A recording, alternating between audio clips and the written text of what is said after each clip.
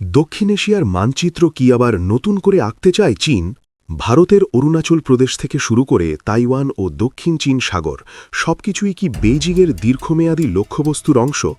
মার্কিন প্রতিরক্ষা মন্ত্রণালয়ের এক চাঞ্চল্যকর প্রতিবেদনে উঠে এসেছে এমনই বিস্ফোরক তথ্য, যা এশিয়া প্যাসিফিক অঞ্চলের নিরাপত্তা নিয়ে নতুন করে উদ্বেগ তৈরি করেছে।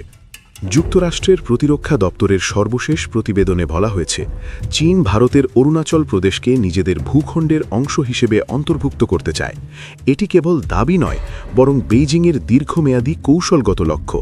প্রতিবেদন অনুযায়ী অরুণাচলের পাশাপাশি তাইওয়ানকে মূল ভূখণ্ডের সঙ্গে যুক্ত করা, দক্ষিণ চীন সাগরের প্রায় পুরো অংশে পূর্ণ নিয়ন্ত্রণ প্রতিষ্ঠা, এই তিনটি লক্ষ্য একসাথে জড়িত চীনের সবচেয়ে বড় জাতীয় পরিকল্পনার সঙ্গে। চীনের লক্ষ্য একটাই, ২০৪৯ সালের মধ্যে চীনা জাতির মহান পুনর্জাগরণ অর্জন। এই সময়টি বেছে নেওয়া হয়েছে প্রতীকী কারণে। ২০৪৯ সালেই চীনের কমিউনিস্ট শাসনের ১০০ বছর পূর্ণ হবে। মার্কিন প্রতিবেদনে বলা হয়েছে, এই পুনর্জাগরণের অর্থ কেবল অর্থনৈতিক উন্নয়ন নয়, বরং এমন এক চীন যারা ভৌগোলিক অখণ্ডতা নিশ্চিত করবে, আঞ্চলিক ও বৈশ্বিক নিরাপত্তা নিয়ন্ত্রণে রাখবে এবং বিশ্ব রাজনীতিতে সর্বোচ্চ স্তরে প্রভাব বিস্তার করবে। প্রতিবেদন অনুযায়ী চীনের শীর্ষ নেতৃত্ব মনে করে, তাইওয়ানকে মূল ভূখণ্ডের সঙ্গে যুক্ত করা মহান পুনর্জাগরণের একটি স্বাভাবিক এবং অপরিহার্য ধাপ। এই কারণেই সাম্প্রতিক বছরগুলিতে তাইওয়ানের চারপাশে চীনা সামরিক তৎপরতা বেড়েছে। বিমান অনুপ্রবেশ, নৌমহড়া ও ক্ষেপণাস্ত্র অনুশীলনের সংখ্যা আশঙ্কাজনকভাবে বৃদ্ধি পেয়েছে।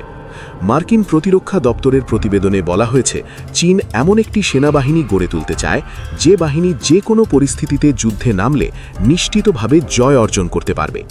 এই বাহিনীর দায়িত্ব হবে সীমান্ত সুরক্ষা, কৌশলগত অঞ্চলে আধিপত্য বজায় রাখা। প্রতিবেদনে বিশেষ গুরুত্ব দেওয়া হয়েছে পাকিস্তান চীন সামরিক সম্পর্ক নিয়ে।